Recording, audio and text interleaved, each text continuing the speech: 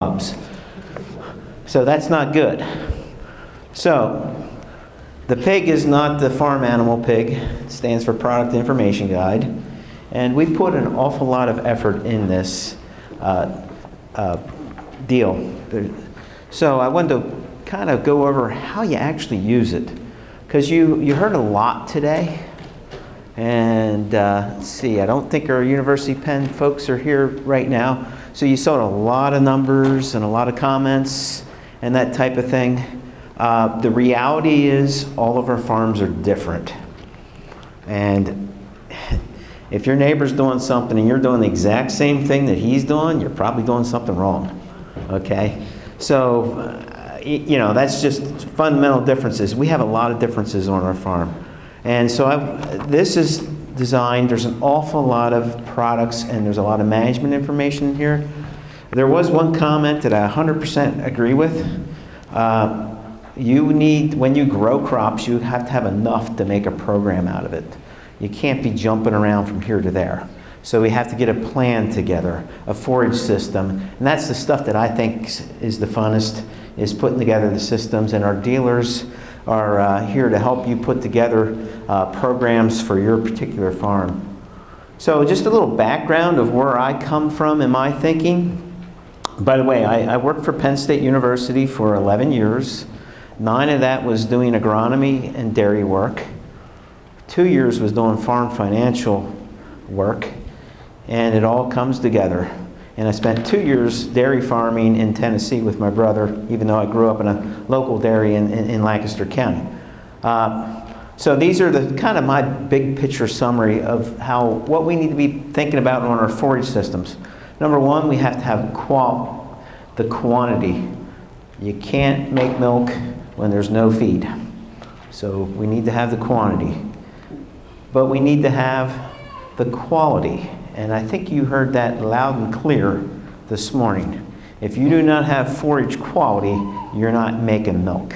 And in our ads that we did about this meeting, Tim Beck in the Farm Shine article talked about a difference of $500 per cow in feed costs on his survey work with farms. That's a huge amount of money. Obviously, you want to be on that low side, not the high side. How do we get quality and quantity?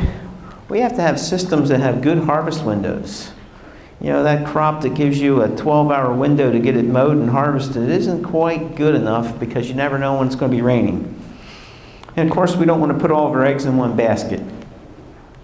And because of that, we want crop rotation. One of the things that kind of bothers me a little bit about some of the comments were done about corn silage and triticale is the way to go. Where's your crop rotation? You got to have a crop rotation built into that as well. I love corn silage and triticale, but I want a little more diversity. And we got to cover nutrient management with these crop rotations. And the final thing is we got to have healthy rations. If we don't have a healthy ration, the cows aren't sticking around, the cull rate goes up, and we're not doing as well. So big picture. We have all these crops in this book. We have a bunch that fit into the perennial crop section. So that's your grasses, your alfalfas, your clovers, all the various combinations of them. We have the winter annuals, we have the summer annuals, we got corn, which is a summer annual as well, and then we can stick in things like oats in these corners. One thing that University of Penn did not talk about today was getting the maximum crop production per acre. We talked a lot about per cow and utilizing the barn and all that stuff. The same thing applies to your fields. We want to have these things growing as many months of the year as possible. And the weather talk, we don't know when that dry spell or that wet spell is coming. We just don't know. We might think we're getting smarter, but I don't think we really are. I mean, reality is we don't know all that much. Okay, so the other thing You know, another way to look at this thing is these are crop yields. And it depends on what part of the world you live in. This is a little more of a southern perspective as far as the calendar dates go. But bottom line, we want these different crops coming in, and this is a calendar month. We want these crops being alive and productive as much as possible to give us healthy soils. Healthy soils will give us increased yields. So let's talk on the cool season perennials. So we're going to do some door and prizes. Cool season perennials are found on page 6 to 25. And I'd like to focus on the mixture part because I think mixtures are the most fun. And the mixture section goes from page 7 to 12. And by the way, again, these months aren't right, but as a general rule, we get more yield in the spring than in the fall with perennial crops. Summer can be okay or it can be flat. In this case, this is probably a Georgia perspective. Not much yield at all in the summer. All right, so I'm going to ask a question. Who wants to plant a perennial forage field this year that's going to be a mixture? Raise your hand. Right here. He gets a door prize. Now you're going to have to work a little bit. Now you're going to have to speak into this mic and tell me what you want, what your goals are. Quantity, and forage. Mostly quantity and quality. You're going to have to help me out a little more than that. Okay. So, what are we feeding? Dairy cows. Dairy cows. And your soils, are they wet, dry, or really good? Some of each. Variable soils. Okay, within the same field? Some? Okay. All right, we're going to assume that we're going to go in a variable field. So if you look at these mixtures, it says adapted to good to drier soils for the first section. Turn the page. On page 9, it says adapted to good to wetter soils. Turn again. And then on page 10, it says adapted to variable soils. Okay, so we're feeding dairy cows. And I heard quantity and quality was really important. The next question is this being harvested as dry hay, wet hay, or grazing? Wet hay, dry hay. Okay, it's a combination of bale-age, hail-age, dry hay, depending on the weather and if you can get it there. All right? Okay, and how are we going to use it in the ration?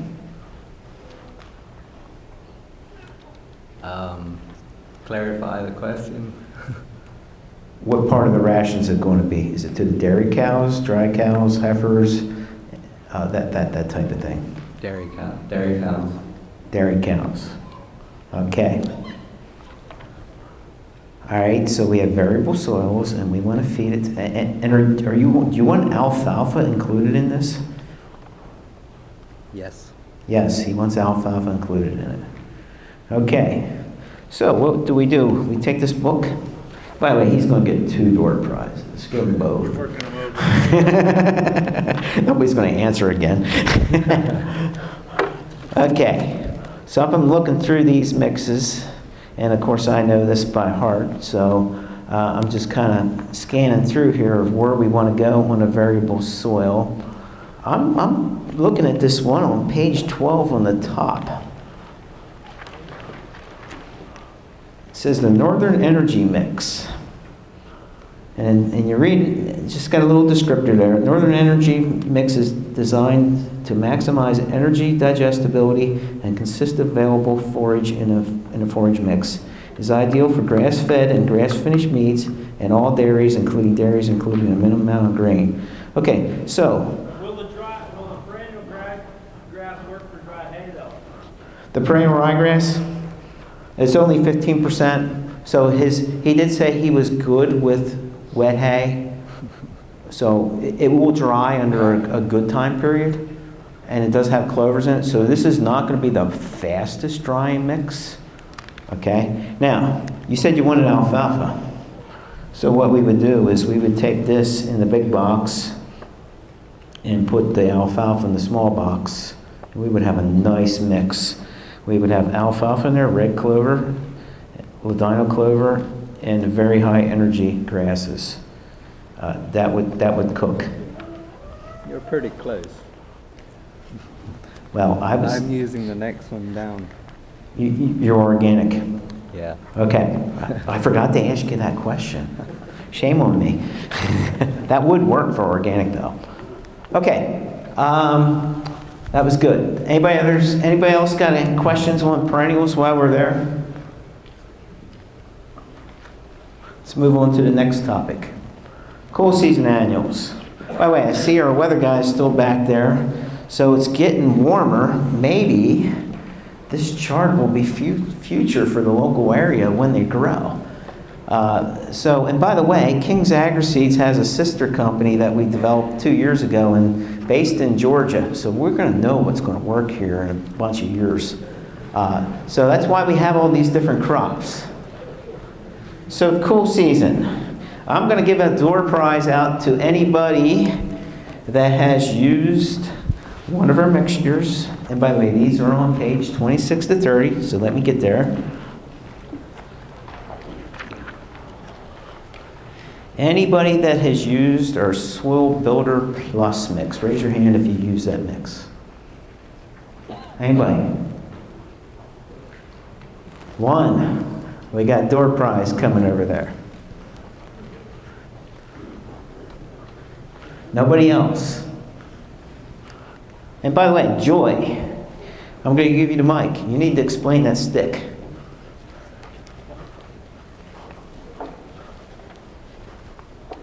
Yeah, so this is our nifty new forage stick. It's kind of like the NRCS grazing stick, but a whole lot better.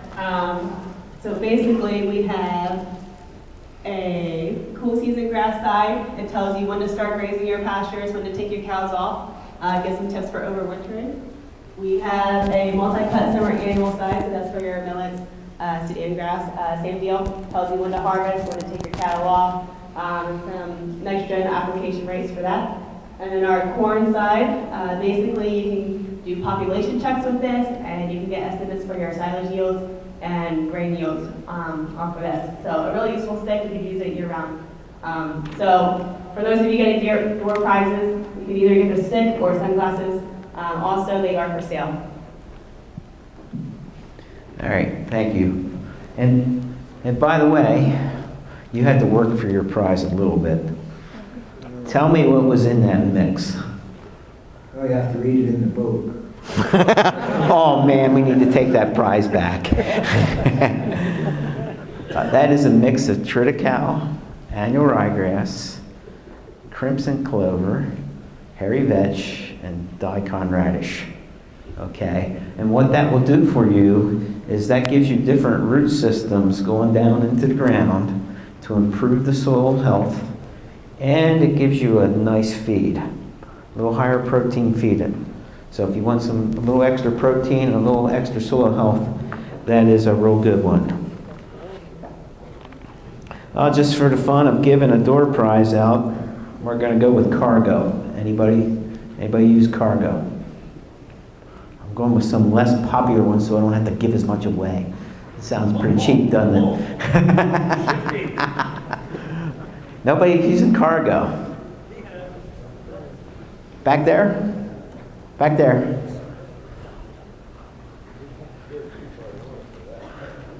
Oh, we're not too far north for that. Remember, it's getting warmer.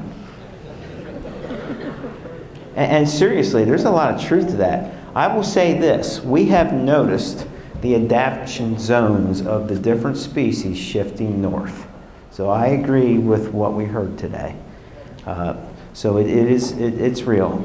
Bottom line, on these cool season products, what are we trying to do? We're trying to get production when our summer annuals are not growing, and that production is going to give us feed.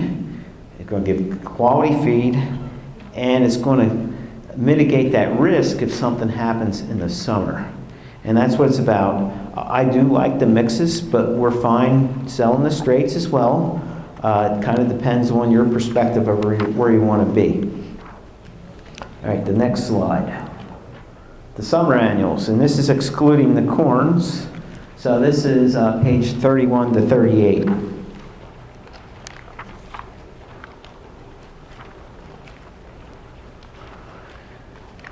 The very first thing that you'll notice is page 32 through 33 is a pile of management information on summer annuals. So for a door prize,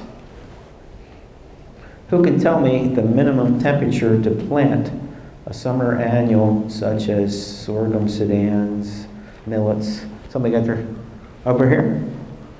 65. 65. Door prize.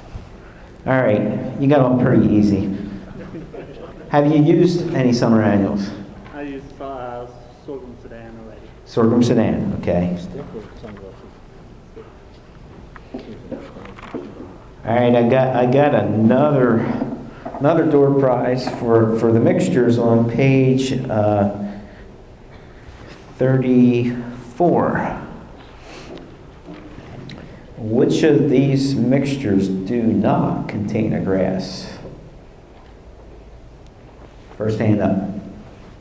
And why would you want a mixture not to contain a grass? Over here. Summer solar. Did you get a prize already? No? Okay. Door prize there. Somebody else close to you. Anybody have an idea why you don't want a grass in maybe one of these things? Any particular reasons? Any thoughts? Volunteers? I saw this one over here first. The grass does not perform in the heat and dry conditions. The grass does not perform in the heat or dry? Okay. If you went with the summer annual grass, it would. Okay. You're still going to get door prize because you participated. Everybody wins. The main reason is if you have, say, an anthracnose disease cycle going through or fusarium, you break the disease cycle by getting rid of the grass. And we sell a lot of grass, but occasionally that gets us in trouble. All right.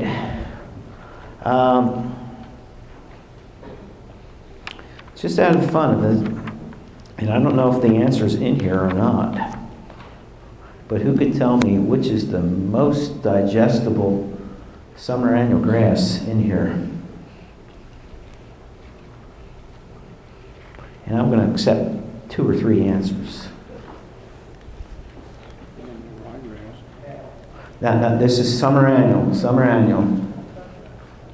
Crabgrass. You know what? That's one of them. Believe it or not. And we sell a lot of ryegrass in the south. Crabgrass in the south. It's forage variety. So that is one. I'm going to go for another answer in the back. Millet, the brown midrib millets, the new brown midrib. So we got one here, Norm, and one there in the back. These products really are digestible. And they're, in particular, the brown midrib millet can handle a lot of conditions very well.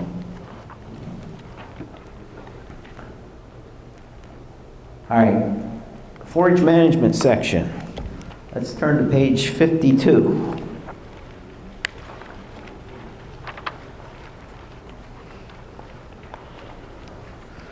Who could tell me what page numbers is forage finished beef information? I'm looking. Forage finished beef. What page number do we find that information on? Right over here. 63 and 64, yep. And we learned an awful lot, young man here, third in. We learned a lot on forage finished beef through our own farm in Christiana where we're doing it. And it takes good genetics to do it. All right. Okay, so let's turn to page 54.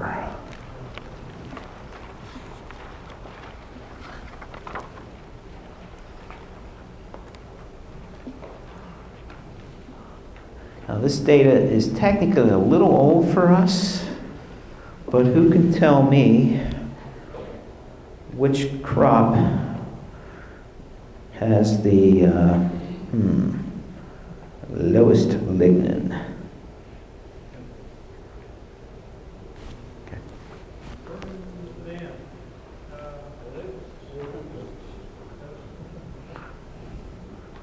Lowest lignin. Oats. Who said oats?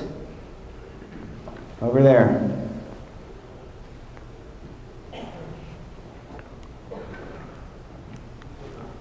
Okay, so I want to drive home some points here real quick. We can use the information in this book. So if they're wetter soils, what crops work best? You notice we have corn on there. We have a lot of grasses on the rest of the crop, cool season grasses, some clovers. If it's marginal, we can use alfalfa with branch roots. In the back, on page 74 and 75 is charts that can help you guide you through the process of, if your soils are wet, which ones do better in wet. Deep, well-drained soils, honestly, you can do about whatever you want. I like a lot of crops in that situation. Droughty soils, real droughty soils, we're looking at forage sorghum, maybe pure alfalfa, and maybe a heavy reliance on the winter annuals, because it's usually not dry in the winter. Sometimes it is, but usually not. And lots of information on cover crops. We have a separate book too. So I think we'll just wrap up with that. David, am I on time? Very close. Very close? Oh, I went over by a little bit, sorry. Well, at this time, I think we would just like to thank you all for coming out.